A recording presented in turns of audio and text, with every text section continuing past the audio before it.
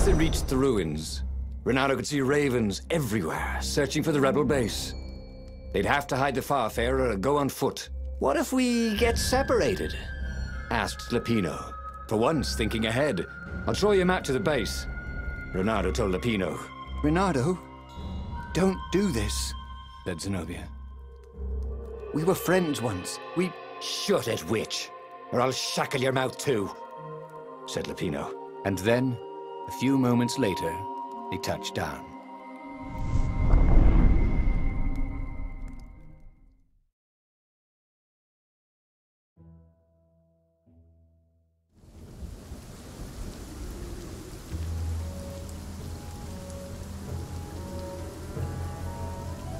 As Lapino pulled Zenobia off the Farfarer, Renato readied himself for the battle ahead. "I'm sorry I nicked your jacket," she said. "It's just... it's stupid, but it smelled like you." "What?" he said, confused. "Then... why didn't you ride? Why didn't you far speak?" "Oh, save the romantic nostalgia. Let's go!" shrieked Lapino. So Renato launched himself down the path to the secret base.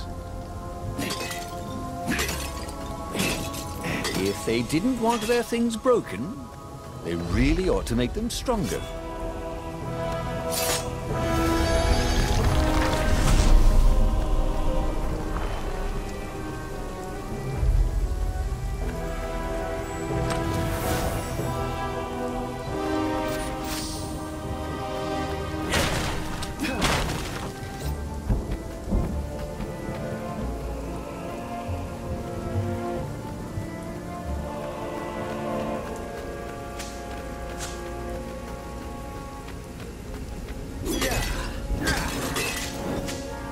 Renato felt that all the recent fighting had taught him something new, but he couldn't quite put his paw on it.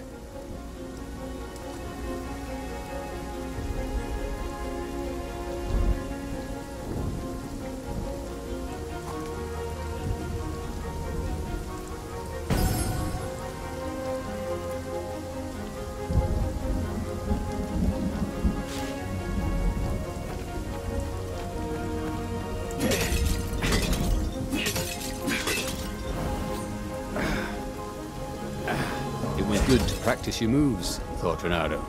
Keeps you limber.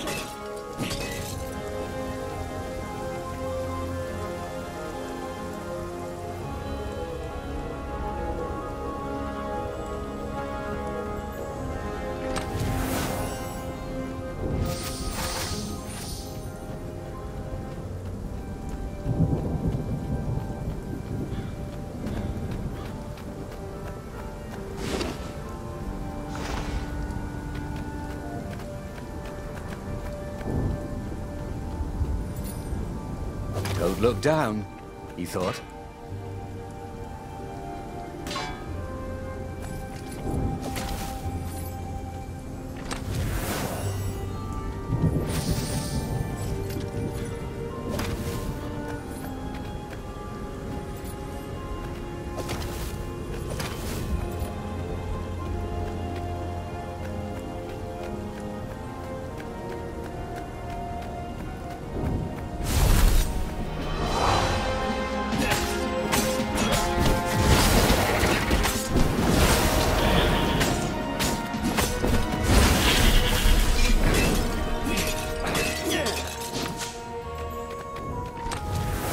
This chest made music when you opened it. Too bad it was Muzak.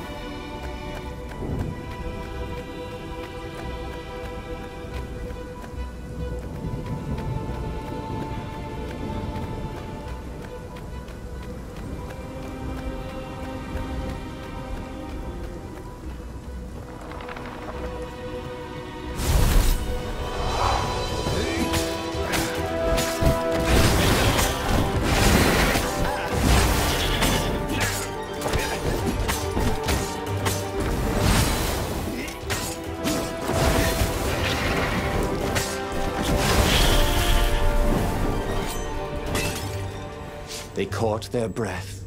"It's beautiful," she said, looking at the ruins. "This used to be the library of Ubar," he said, "before your father's ravens smashed it." "Do we have to talk politics?" she asked. "That's not how I want to remember you," she said with an odd, wistful look at her face. She was as beautiful as she'd ever been, and as brave. Lapino huffed. They got back on the trail.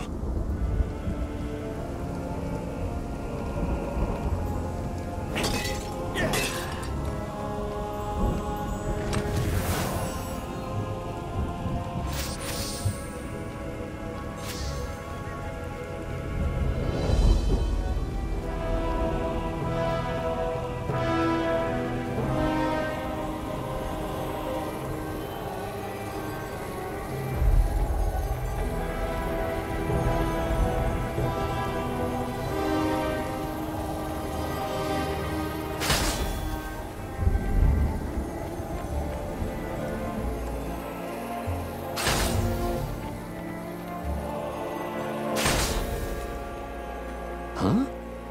A lever? That was new. Most people still use doorknobs.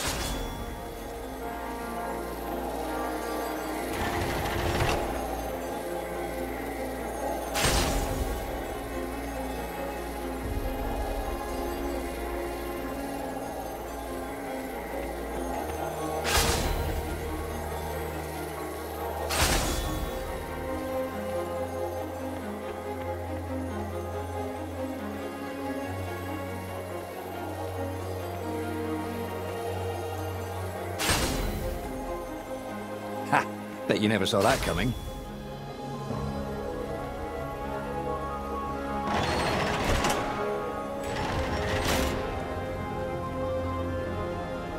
The long stairs.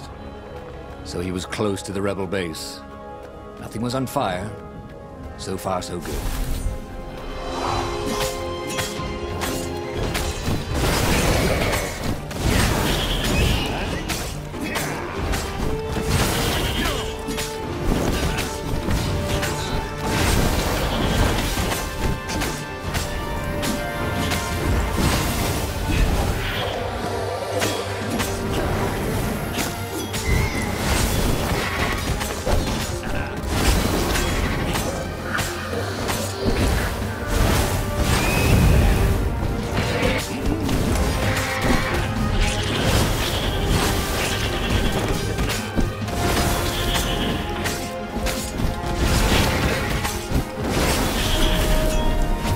Ready to become faster, stronger, bolder. If only he could figure out which.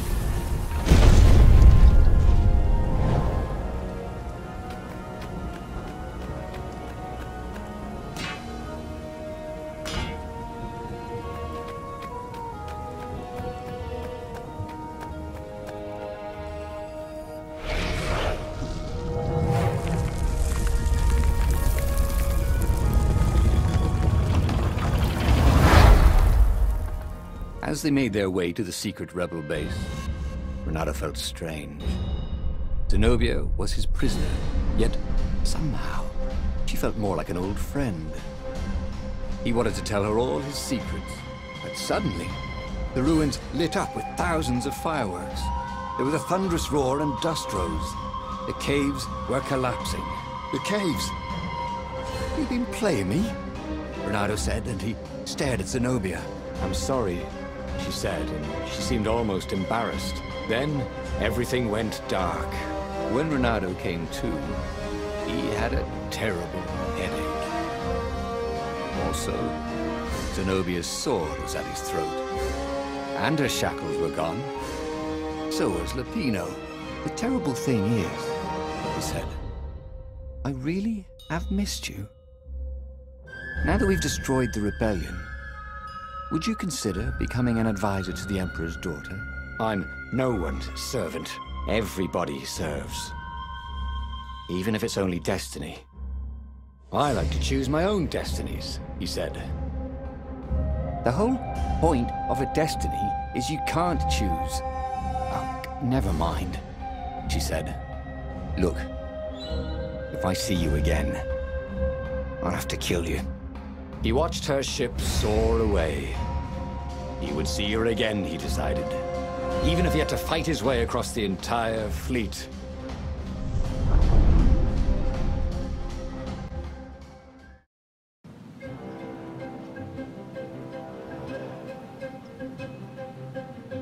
The Imperial fleet was cleaning up the few rebel remnants. For only a moment, he thought about running. But heroes don't run, even when the world is against them. Even when their cause is hopeless, and their efforts futile, and pointless, and useless, and death painful and guaranteed, he's decided to stop thinking for a while.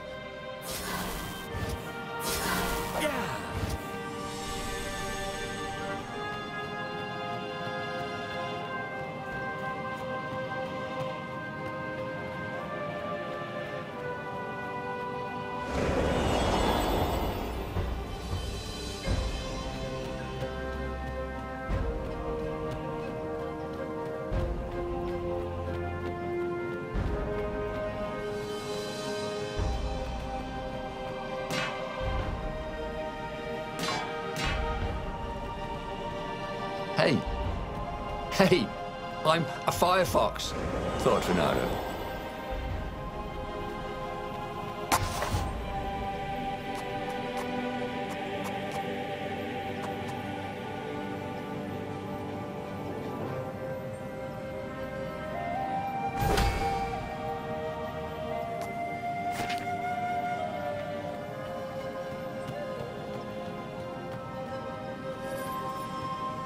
Renato wondered if his future self had commissioned these poles.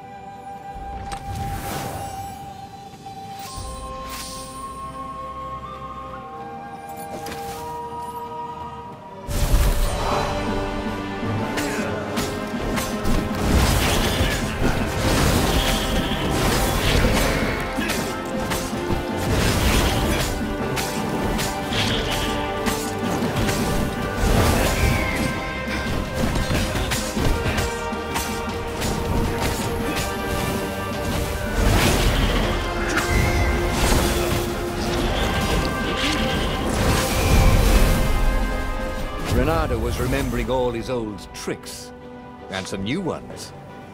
Now, he really ought to ask for a raise.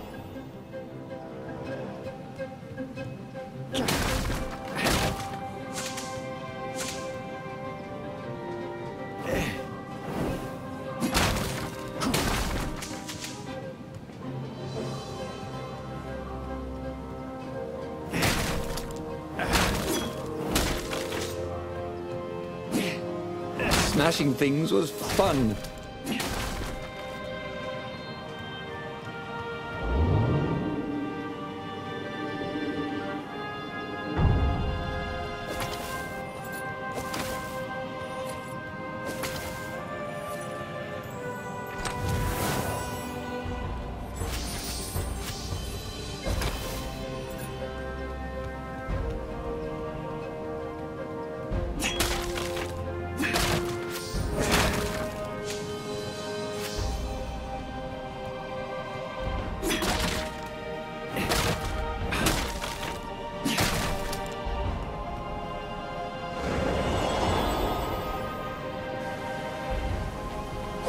Sharp?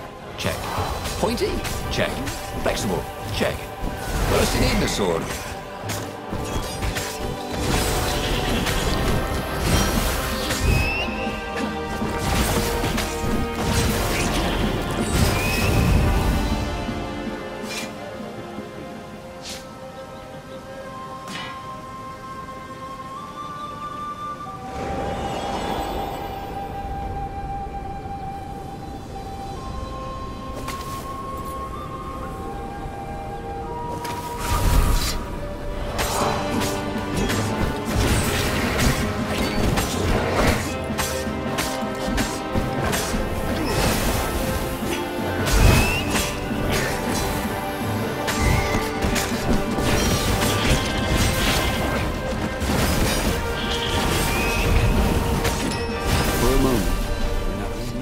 Somebody's been watching.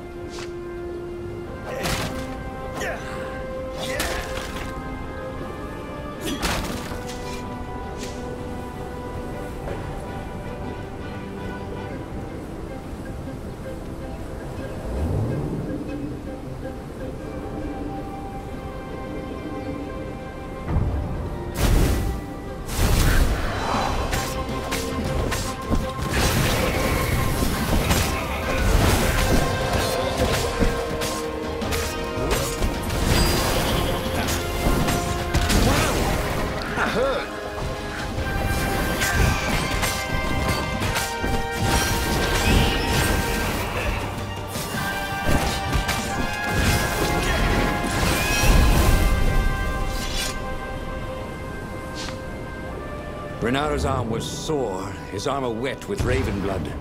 He was tired of death. But death was not yet tired of him. The rebels were losing. Badly. In some other universe, Renaro thought, he and Zenobia had left Sword Fu School together, taken other names and sailed off into the mists. But not this Zenobia, and not him. For him, there was nothing to do but forge ahead.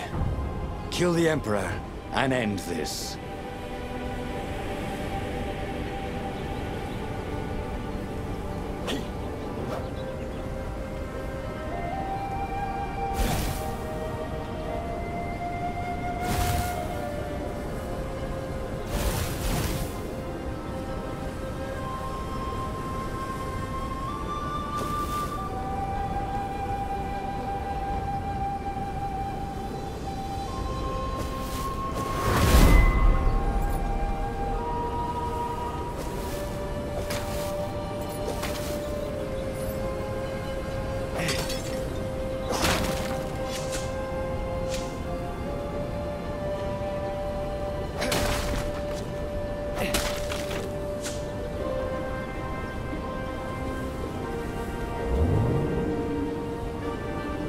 There was an inscription.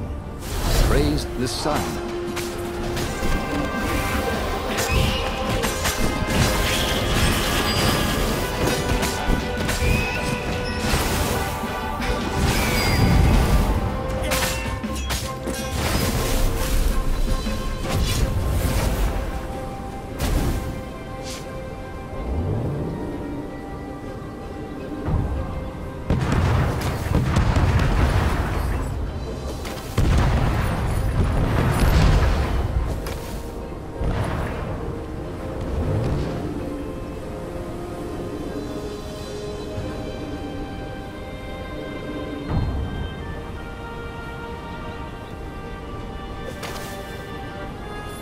Soon he'd confront the Emperor. Funny that this whole war had come about because the Emperor feared death. And now it was coming for him. There was some sort of lesson there, wasn't there?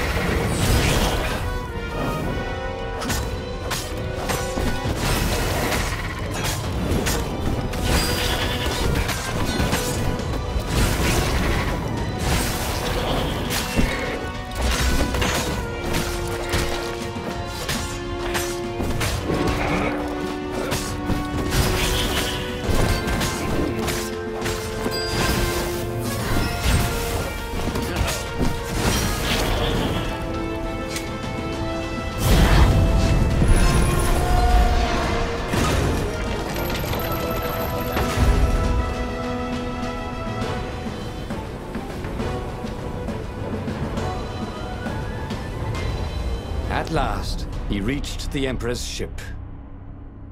Zenobia was there. "Why'd you have to come back?" she said. "Guess I'm just serving my destiny." He shrugged. "You don't even know what that word means," she said. "Do you ever wonder if things have been different all the time?" she said, and drew her sword. In the end, Bernardo lay bleeding out on the deck. Zenobia sat by his side, upset. "What are you so upset about?" he asked. "You wouldn't understand. Why didn't you tell me you were going to leave school? I was afraid you'd convince me not to." "I guess I'll have to buy you a drink in the halls of the Valiant then," he told her, and then he was gone. Okay, that was weird. He could have sworn he just died. Instead, he was on the Farfarer, sailing away from Ubar. And it was still burning. He'd fled burning Ubar years ago, hadn't he? And now he was back there. Had all those years fighting the Empire been nothing but a vision into the future?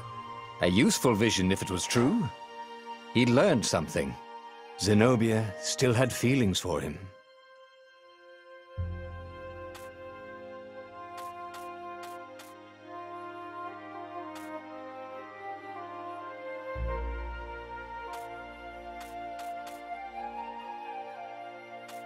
He'd made bad choices. But now, when the real battle came, he wouldn't make those choices. He wouldn't make the same mistake twice. The book's pages began to flip backwards, towards the beginning. And he realized that his adventure was just beginning. The clouds parted over the Isles of Boreas. It was time to choose. The rebellion was in trouble. Ravens were scouting for the secret rebel base. They needed a game-changer.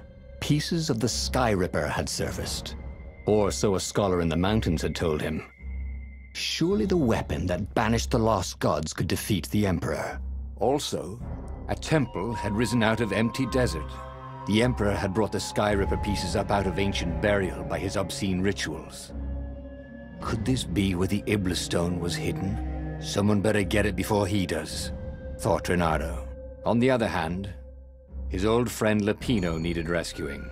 Lapino was no game changer, but could Renato really leave an old friend to the Ravens?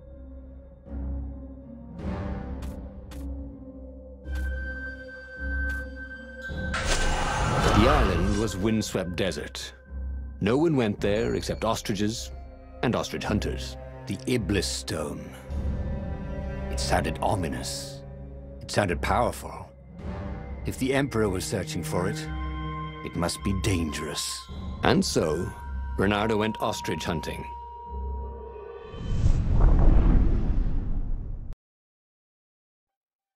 Every child could sing verses about the Sky Ripper, but ancient codices held hints of other things. A stone that ate souls, a ruby that drank blood, a jewel only a righteous man could give away. Were all these things the Iblis Stone? Long hidden in the buried temple? Another ancient item that was only resurfacing now? Drawn up from the deeps by the Emperor's horrific rituals?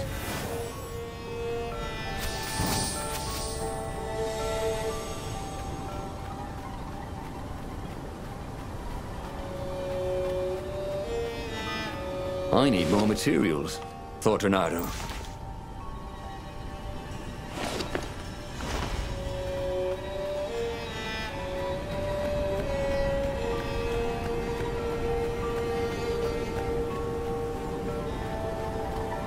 Renato distrusted doors that opened automatically, especially after being buried for millennia.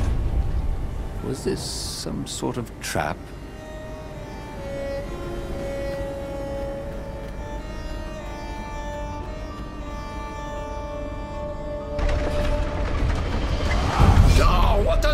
Say, asked one raven.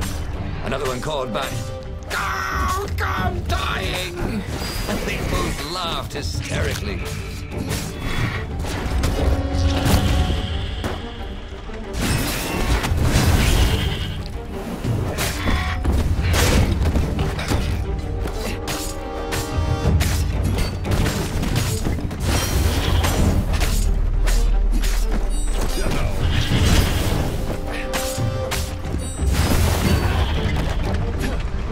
Ravens were already here, cawing in frustration.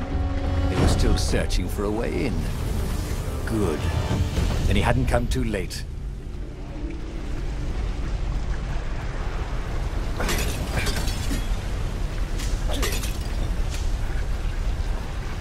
Boom!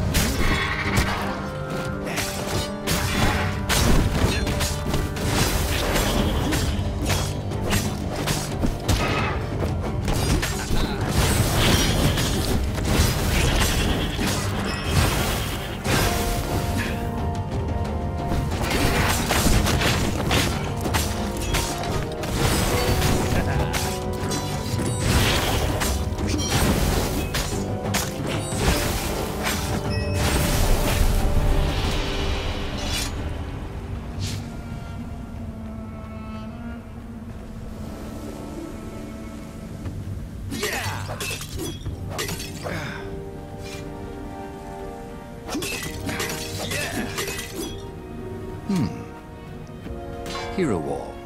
Hero Sword. Ice Wall. Ice. Cube.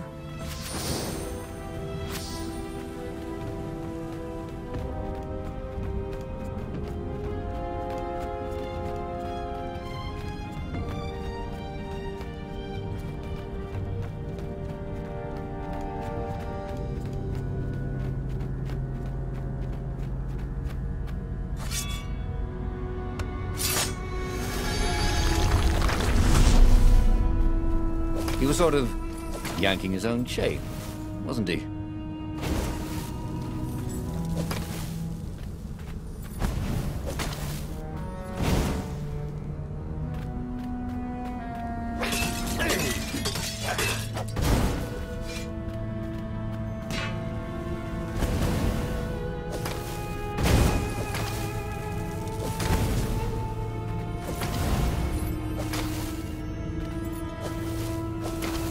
Energy spheres.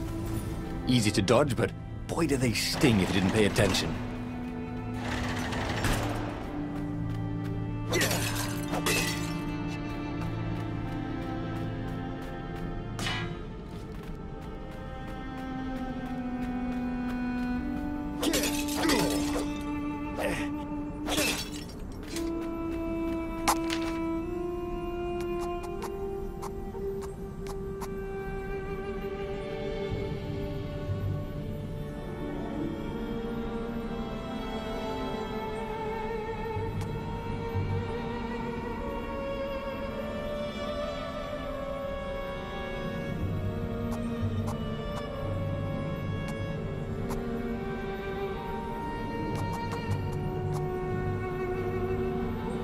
Missed his old skills. He welcomed them back like it was at a reunion.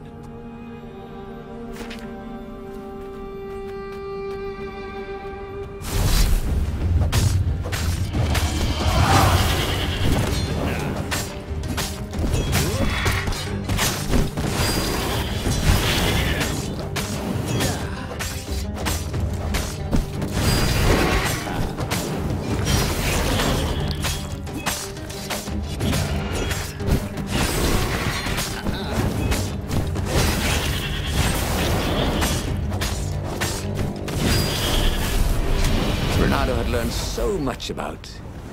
Ooh, what was it again?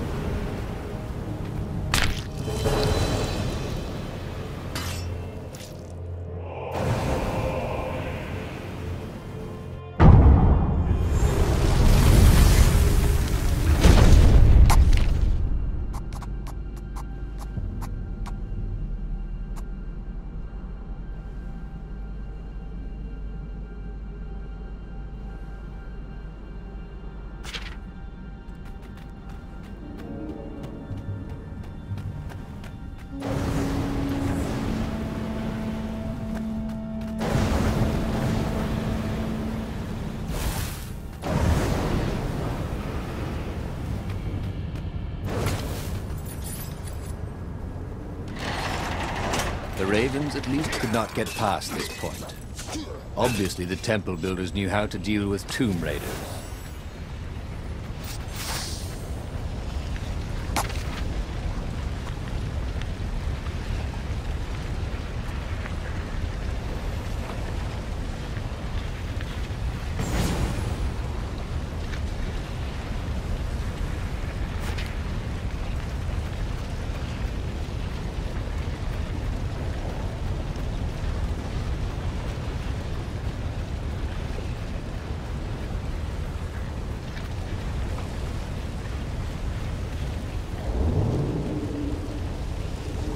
There was an inscription, no spitting.